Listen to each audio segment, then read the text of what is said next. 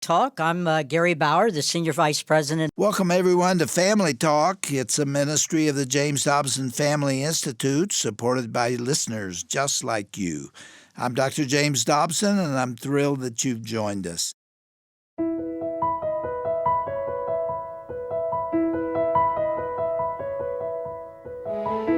Well, hello, friends, and welcome to Family Talk. I'm Roger Marsh. Thanks so much for joining us today, and happy President's Day wherever you might be. You know, you may be familiar with this verse from Genesis chapter 1, verse 27. So God created mankind in his own image. In the image of God, he created them, male and female. As you know, gender is under attack in our country today, and during the next half hour, we're going to hear from a woman who is working hard to stand up for women's rights. She is the CEO and president of Concerned Women for America, our good friend Penny Young Nance. Now here to further introduce our guest and today's program is Gary Bauer. Let's join them right now, right here on Family Talk.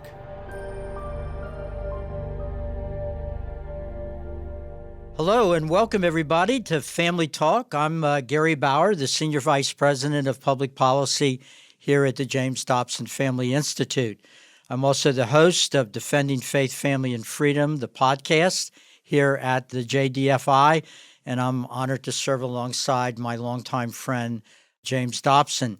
You know, I think most of you probably know that years ago I was sentenced to spend most of my adult life in Washington, D.C. I'll be anxious to figure out what God was thinking about that, but that's what I did. I came here to go to law school, and I've been working for many years here on issues related to defending faith, family, and freedom. And you all know this is not an easy city to do that job in. There are a lot of forces in Washington, a lot of powerful people that really don't share the same values that mainstream America does, or the people around the country that believe in Judeo-Christian values. So it can be a tough job. I think it was former President Harry Truman who once said that in this city, you know, that revolves around the getting of power and the keeping of power, if you want a friend, you should buy a dog. Well, Carol and I have worked our way through, my wife Carol and I have worked our way through a number of dogs. But I have to say that in spite of all those challenges, one of the great blessings of being in the battle in Washington, D.C. is discovering that there are people here that believe in your values and fight for your values, often at great cost to themselves financially and otherwise. And we are really happy today to have one of those people on the show, a good friend of mine, disproving Harry Truman. You can have good friends in Washington. Penny Nance, who is the president and CEO of Concerned Women for America. So Penny, welcome to the show. It's great to see you and to be able to spend some time with you. Oh, Gary, I am always honored to come on with you. You and I just enjoy being with you. Your company is great. We're laughing, you know, we're sharing war stories. It's just always just such an honor to be with you. And just your storied history in this town is, you know, admirable. And I just feel so blessed to get to call you as a friend. So thank you so much. And of course, anytime I'm invited to do anything that has to do with James and Shirley Dobson, I'm in. They are my heroes and have done so much work for the kingdom as you have. And so anyway, it's just a great honor to be with you. Well, they shared their best wishes that they wanted me to pass on to you. And you have been in the trenches with them many times, and they have not forgotten all those battles we've all been in over the years. You know, Penny, it's hard for me to believe, but I suspect there's some people out there that don't know, maybe they don't know as much about Concerned Women for America as they should. There's probably a lot of people that don't realize how far back it goes. As I recall, Concerned Women for America started close to the beginning of the Reagan administration. So could you fill us in a little bit on that storied history of Concerned Women for America? Well, you're right. Back in 1979, a pastor's wife out of Southern California, Beverly LaHaye, was sitting on our sofa. This is the story that we've all shared over the years, and I've heard her children tell me the same. She was watching Betty Friedan talk about the ERA, the Equal Rights Amendment, which was, of course, misnamed only in the way that Washington often does that. It would have made all the leftist things we're fighting today an amendment to the Constitution. That means any prohibitions on abortions, any delineation between male and female, men and women's locker rooms, all the things that we're fighting today because Satan has no new tricks, was alive and well and sailing through to become an amendment to the Constitution back in 1979. And Betty Friedan stood in front of the media and said, "Women want abortion." And Beverly LaHaye, who is ferocious leader, but she's kind of shy, stood up on her sofa and said, "You don't speak for me." And I just think that is so typical of Concerned Women for America. We're the women who are the antithesis to NOW, which, by the way, is gone. And today, the Modern Day Women's March, which is not thriving, we are the women who've stood up against anti-family, anti-woman issues and stood for the least of these, stood for our children, and stood in the gap. And we continue to do that today. So I came on board as the CEO and president in 2010, in the height of the Obama administration.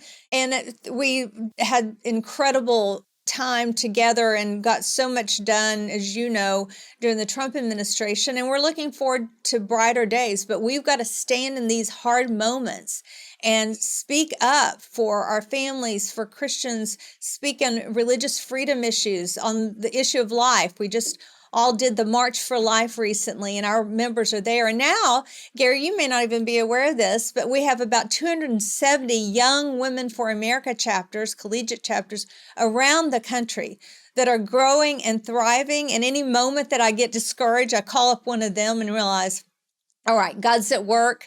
He's bringing up the next generation, and I feel so much more optimistic about where we are. Oh, that's fantastic. I had heard of that program. I didn't realize it was that widespread, and that's exactly what we need. We need to win the hearts and minds of young Americans who have so many things pressing in on them, giving them quite a different worldview than the one that is best for their futures.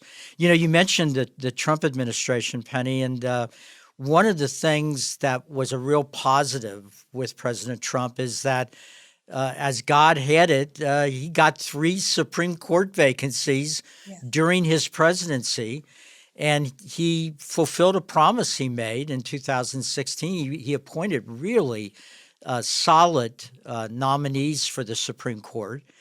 And every one of those nominees faced a brutal battle. And the reason I bring it up is, well, first of all, we can celebrate the fact that on things like religious liberty, we're in a stronger position at the Supreme Court than we've ever been in. That's right. And of course, this court, with those 3 new votes, finally got rid of this lie that somewhere in the Constitution there was a right to kill your unborn child. But Penny, those were horrible fights, and you were right in the middle of them. Dr. Dobson was right in the middle of them. I was involved in all of those fights. But I remember the Brett Kavanaugh fight.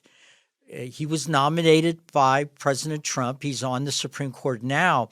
But he faced this incredible smear campaign where women he had never met were accusing him of terrible things. I hesitate to even repeat them.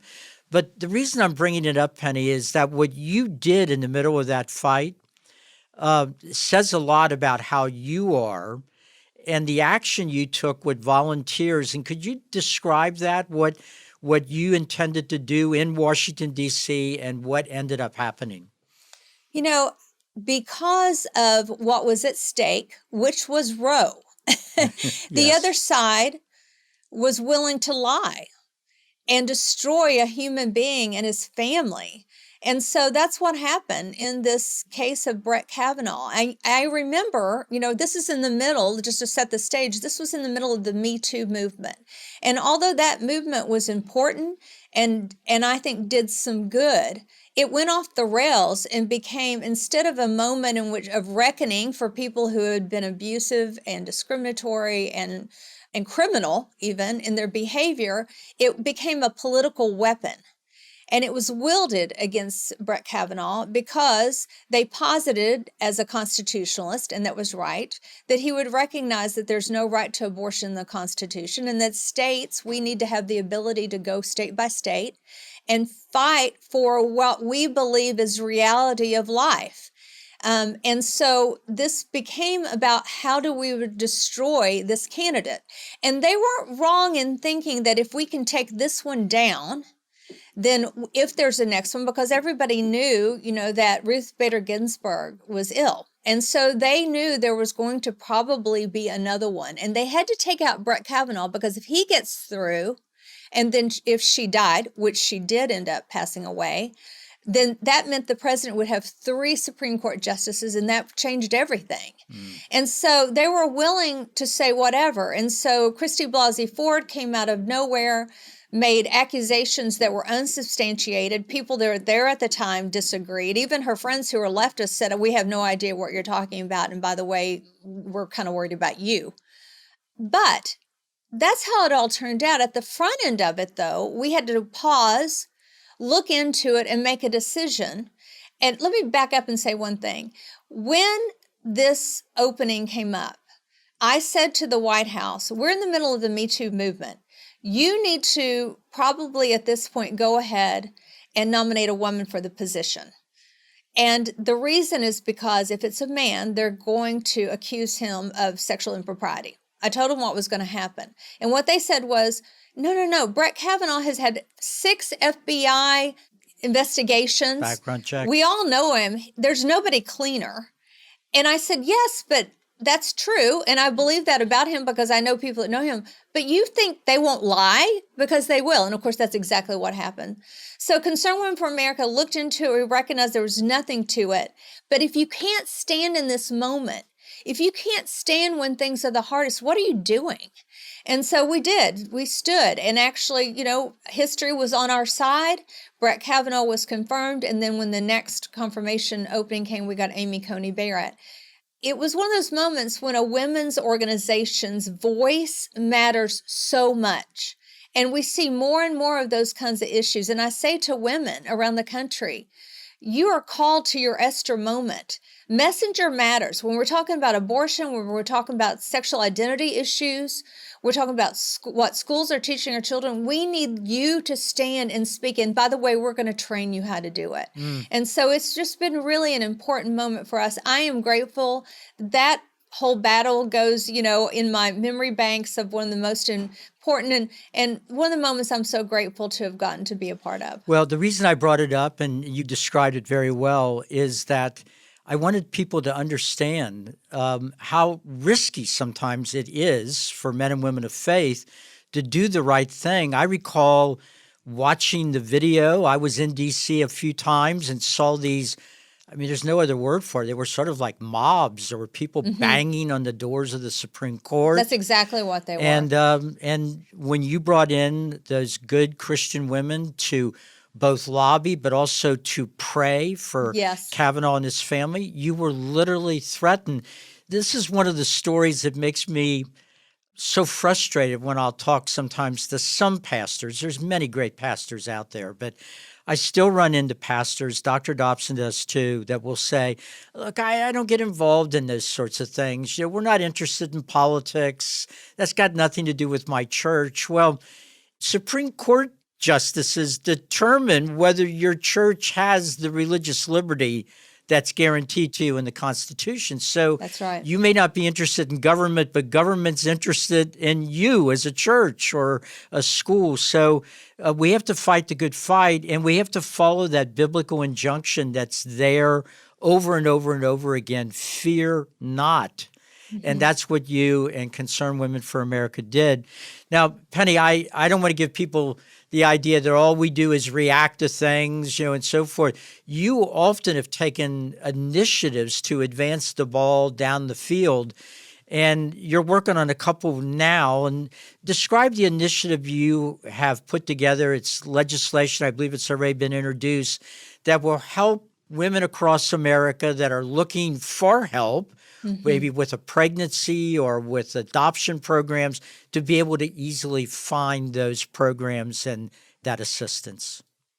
I think our team often is on defense when they need to be on offense. Yes. And I would say that for our political leaders who are afraid to talk about abortion and spell out how extremist the other side is on the issue of abortion, candidates need to speak out and state their position clearly and make the other side say, you think abortion should be legal anytime, any reason, any number, all paid for by the taxpayer.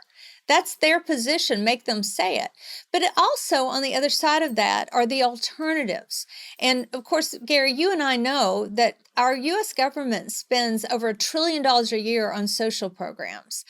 Recently, I had a situation where one of our supporters, after the overturn of Roe, said, my church wants to be more helpful and we want to be more engaged with women, but we don't really know what we need to do. And I don't, what do you think? And I said, well, let's look and see what's around you and then see what needs to be done. So I put one of my incredibly smart Gen Zers on it, and she started looking. Well, she had to go to, over a dozen websites to glean some information by zip code to understand what was around this church, what was already happening. Turns out a lot was happening, but certainly there's always more that can be done. And so we started to say, what if there was one place you could go, just one place, and we called it life.gov. And, I don't know what the final name will be, but the Diana Harshberger from Tennessee introduced the bill called Life.gov Act. Fantastic. And then, of course, Marco Rubio has the Standing with Moms Act, which is basically the same thing.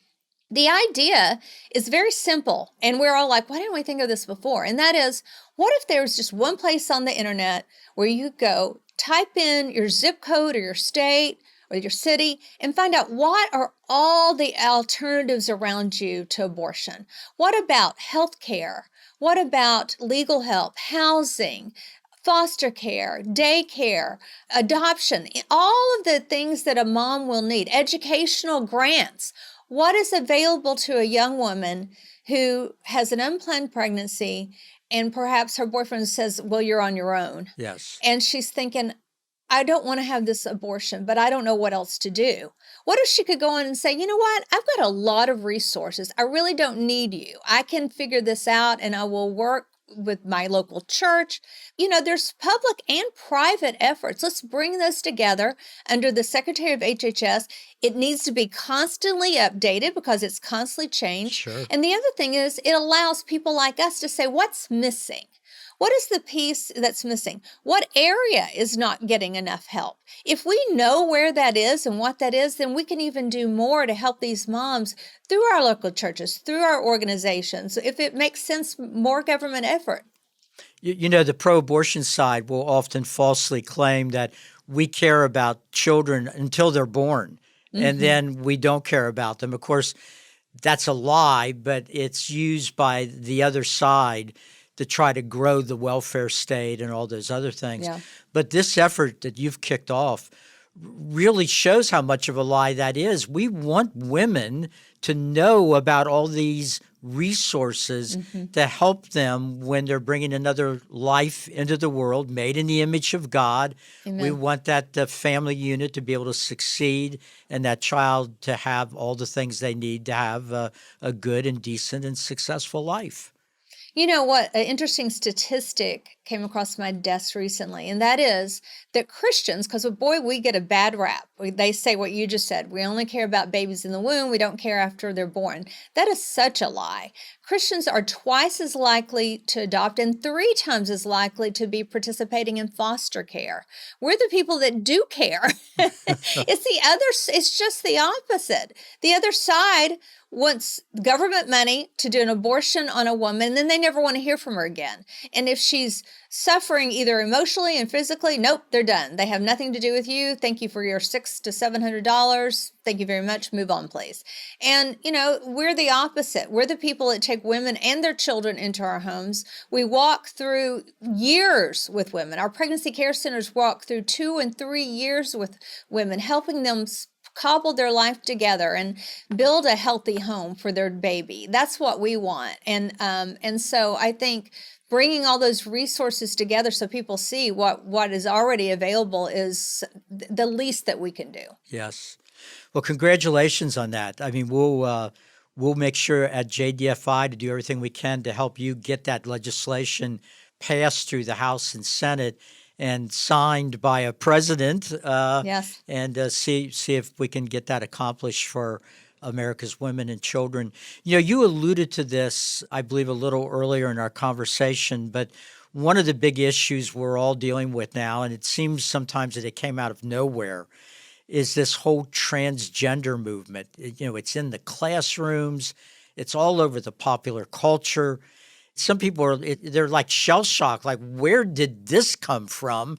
The more we look into it, this has been simmering for a long time. Yes. But as you described the history of Concerned Women for America, I doubt if Beverly LaHaye ever thought there would be a battle over what is a woman? Yes, well, and that was Marsha Blackburn that asked that important question Yes. at a hearing for one of the justices, another Tennessee woman. But, you're right. She didn't really know about that. But, it reared its head pretty early.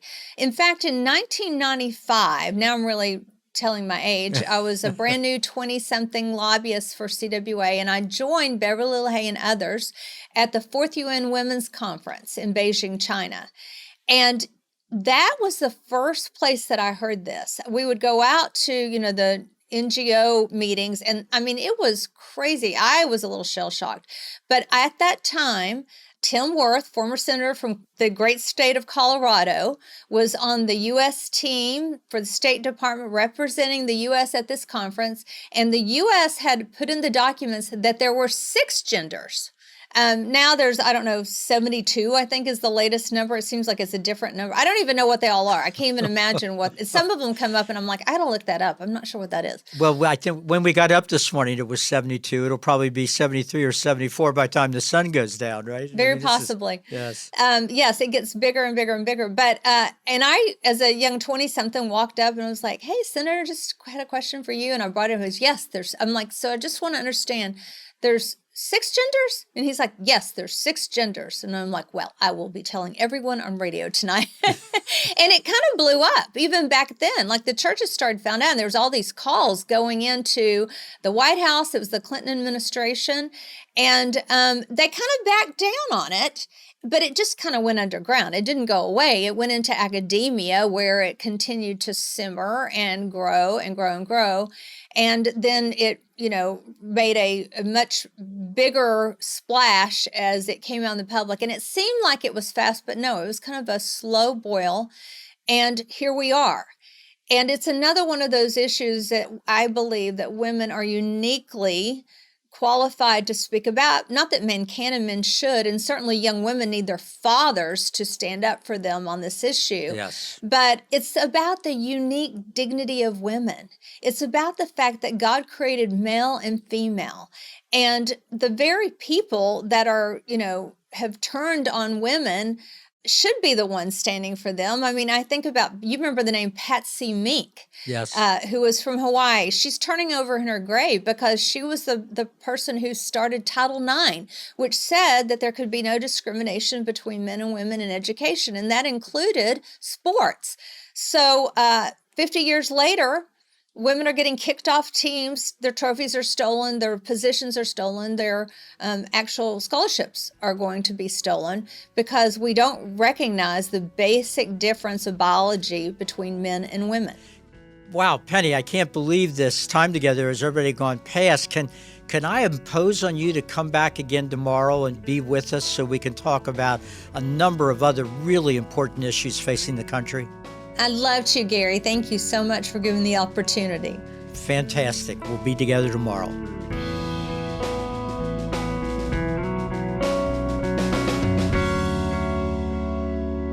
Fathers, brothers, and husbands should certainly stand with women to protect their dignity. Now, today's program was only part one of the discussion featuring Penny Young Nance and Gary Bauer here on Family Talk. Be sure to join us again tomorrow for the conclusion of this important conversation. And remember, if you missed any part of today's broadcast, you can visit our website at drjamesdobson.org/Family Talk to listen to it again. You know, parents certainly don't have it easy in today's world, and if you're a parent, you know exactly what I'm talking about. You are bearing the incredible weight of guiding your kids through a confused and turbulent culture. Seems like everywhere you turn, there are ungodly agendas being pushed upon your kids and you, and they don't wait until the kids are older. It happens at every age and stage of life. Now, to walk alongside you and better equip parents with timeless, biblically based advice and tools, we have a special opportunity for you, courtesy of Dr. Dobson himself. He has bundled his best-selling books, Bringing Up Boys and Bringing Up Girls, together in one resource package. Now, we'll be happy to send you both of these books as our way of thanking you for your gift of any amount in support of the ministry of the Dr. James Dobson Family Institute today. So click on the link on the broadcast page at drjamesdobson.org/Family Talk and follow the prompts from there. That's drjamesdobson.org/Family Talk. Well, I'm Roger Marsh. On behalf of the entire team here at the Dr. James Dobson Family Institute, we want to thank you for joining us today. Be sure to tune in again tomorrow for another edition of Dr. James Dobson's Family Talk.